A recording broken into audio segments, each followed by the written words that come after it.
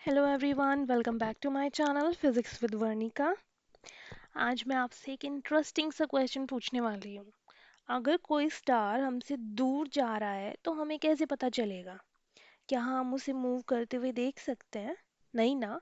फिर साइंटिस्ट को कैसे पता चलता है? How do scientist know that the universe is expanding when we can not actually see galaxies moving? So the answer is Doppler's effect in light.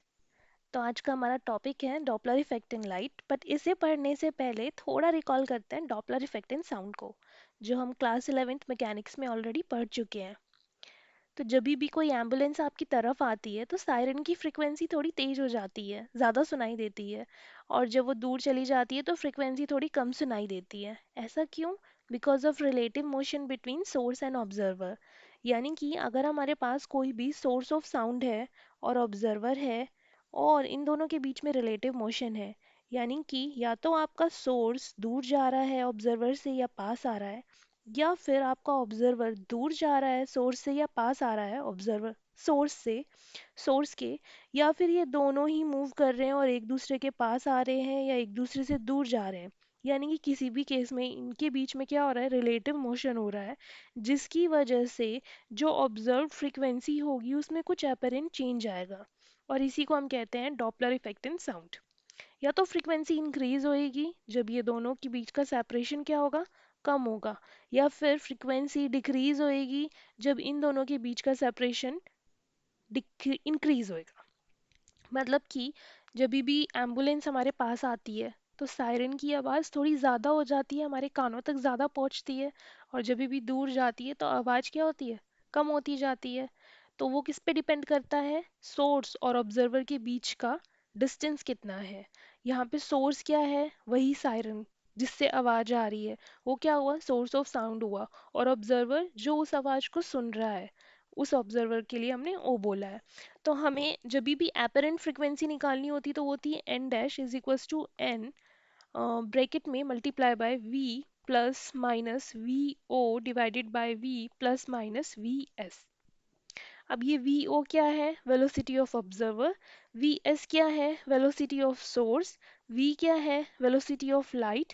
N real frequency है और N dash apparent frequency है। अब यहाँ पे मैंने plus minus क्यों लिखा है? प्लस आएगा कि माइनस आएगा? किसी केस में प्लस आता है, किसी केस में माइनस आता है। वो डिपेंड करता है इन केसेस के ऊपर कि कौन मूव कर रहा है, यानी कि ऑब्जर्वर मूव कर रहा है या सोर्स मूव कर रहा है, या दोनों मूव कर रहे हैं, या फिर इन दोनों के ये दोनों पास में आ रहे हैं या फिर दूर में जा रहे हैं। तो ये सब तो डिटेल में हम डॉपलर इफेक्ट इन साउंड में पढ़ेंगे। अभी हम बात कर रहे हैं डॉपलर इफेक्ट इन लाइट की। तो हम जानते हैं लाइट भी एक वेव है। तो जब लाइट सोर्स मूव करेगा तो वेवलेंथ में चेंज आएगा। अब वेवलेंथ में चेंज आएगा तो वही हमें पढ़ना है। तो सबसे पहले अगर आपका जो सोर्स है वो ऑब्जर्वर की तरफ आ रहा है, सॉरी ऑब्जर्वर से दूर जा रहा है, हमारा फर्स्ट केस है कि source is moving away from the observer, observer से दूर जा रहा है। इस केस में आप देख पा रहे होंगे कि जो ये वेव फ्रंट है ये स्ट्रेच हो गई है। ये हमारी ओरिजिनल वेव फ्रंट थी ऊपर, राइट। अभी ये जो वेव फ्रंट है ये थोड़ी स्ट्रेच हो गई है, और इसकी स्ट्रेच होते ही वेवलेंथ थोड़ी इंक्रीज हो गई है और फ्रीक्वेंसी थोड़ी डिक्रीज हो गई है। यानी कि अगर कोई सोर्स ऑफ लाइट हमसे दूर जा रही है तो वेवलेंथ बढ़ जा रही है और फ्रीक्वेंसी डिक्रीज हो जा रही है। अब हमारे पास चूंकि लाइट है तो लाइट एक इलेक्ट्रोमैग्नेटिक वेव है। मतलब कि डॉपलर इफेक्ट इन साउंड और डॉपलर इफेक्ट इन लाइट में फ़र्क क्या है? डॉपलर इफेक्ट इन साउंड में मीडियम चाहिए होता है, ये मैकेनिकल वेव्स होती है, साउंड में एयर मीडियम होता है। लेकिन इलेक्ट्रोमैग्नेटिक वेव्स में किसी भी मीडियम की रिक्वायरमेंट नहीं होती है। तो ये बेसिकली रेडियो वेव्स हो गई, आपकी माइक्रोवेव हो गई, विजिबल लाइट्स हो गई, ये इफेक्ट हम समय देख सकते हैं इलेक्ट्रोमैग्नेटिक वेव्स में। ठीक है, तो हम यहाँ पे डॉपलर इफेक्ट इन लाइट की बात कर रहे हैं। तो लाइट का स्पेक्ट्रम हमें पता है, VIBGYOR, विबग्योर, राइट। तो ये हमारे 7 कलर्स हैं, उनका एक स्पेक्ट्रम है। अब हमने कहा है कि जब सोर्स ऑब्जर्वर से दूर जा रहा है तो दूर जाते ही उसकी जो वेवलेंथ है वो बढ़ जा रही है। इस केस में क्या हो रहा है, वेवलेंथ बढ़ रही है और फ्रीक्वेंसी डिक्रीज हो रही है। तो वेवलेंथ बढ़ रही है तो वेवलेंथ किधर की तरफ बढ़ती है, रेड की तरफ।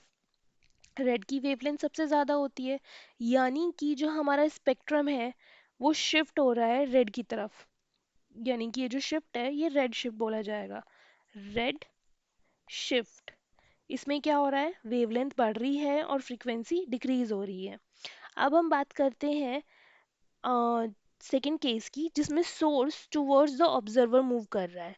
तो हम देख पा रहे हैं कि वेव फ्रंट इस केस में क्या हो रही है, स्ट्रेच होने की जगह कंप्रेस हो रही है, और साथ ही साथ में वेवलेंथ डिक्रीज हो रही है और फ्रीक्वेंसी इंक्रीज हो रही है। यानी कि इस केस में उल्टा हो रहा है, वेवलेंथ डिक्रीज हो रही है और फ्रीक्वेंसी इंक्रीज हो रही है। अब अगर वही हम स्पेक्ट्रम में जाएं तो यानी कि वेवलेंथ इंक्रीज नहीं डिक्रीज हो रही है, डिक्रीज हो रही है, तो यानी कि ब्लू रीजन की तरफ जा रही है। ये पूरा का पूरा रीजन ब्लू रीजन है, ब्लू रीजन की तरफ जा रही है, तो इस शिफ्ट को हम क्या कहेंगे, ब्लू शिफ्ट कहेंगे। अच्छा, एक और चीज़ है यहाँ पे, जब हम बात कर रहे हैं कि ये तो इलेक्ट्रोमैग्नेटिक वेव्स है, साउंड के केस में मीडियम है एयर, लेकिन ये लाइट है और यहाँ पे हमें मीडियम की रिक्वायरमेंट नहीं है, तो फिर शिफ्ट क्यों हो रहा है, शिफ्ट तो नहीं होना चाहिए। तो इसका आंसर हमें मिलता है आइंस्टीन की स्पेशल थ्योरी ऑफ रिलेटिविटी से, कि जब भी कोई सोर्स मूव करता है तो टाइम और स्पेस दोनों रिलेटिव हो जाते हैं, और टाइम डायलेशन की वजह से ऑब्जर्व्ड फ्रीक्वेंसी चेंज होती है, और इसीलिए डॉपलर इफेक्ट आपका प्योरली क्लासिकल नहीं है, इसमें रिलेटिविटी का भी रोल है। तो मेन क्वेश्चन यही बनता है कि जब मीडियम ही नहीं है तो शिफ्ट क्यों हो रहा है, तो शिफ्ट क्यों होता है, रिलेटिविटी की वजह से होता है। तो हम यहाँ पे आ जाते हैं वापस, रेड शिफ्ट और ब्लू शिफ्ट।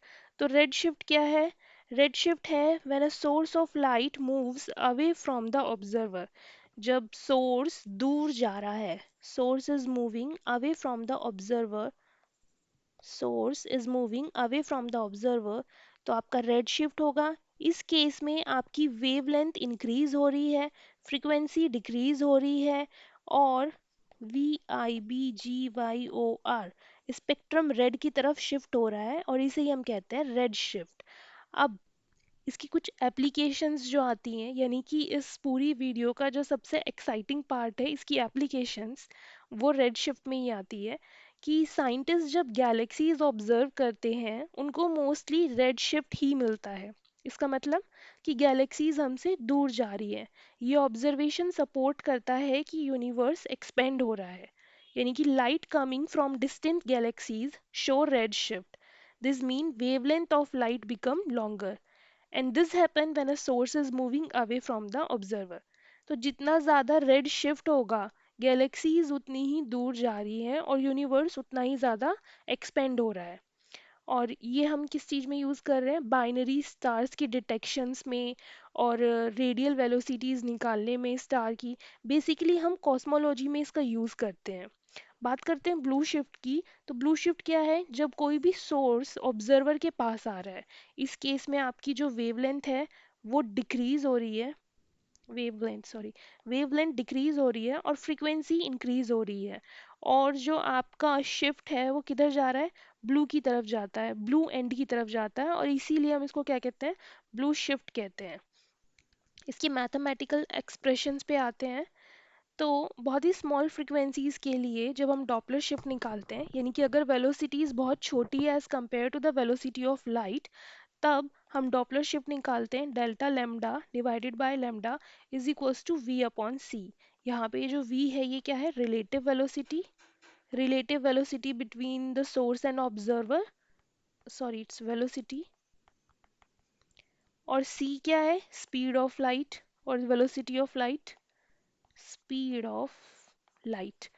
तो अब इस केस में ये जो हम v की वैल्यू है ये हम पॉजिटिव रखते हैं तब जब रेड शिफ्ट होता है, रेड शिफ्ट। यही वैल्यू हम नेगेटिव रखते हैं जब हमारे पास ब्लू शिफ्ट होता है। तो ये वाला जो हम निकालते हैं डेल्टा लैम्डा की वैल्यू, यानी कि हम शिफ्ट निकालने के लिए निकालते हैं। अभी बात करते हैं, अगर हमारे पास में if velocity becomes comparable to the speed of light we use relativistic formula which comes from special theory of relativity. अब हमारे पास फॉर्मूला क्या है, फॉर्मूला है एफ ए क्या है, apparent frequency, is equals to F, F क्या है, real frequency, और रूट में है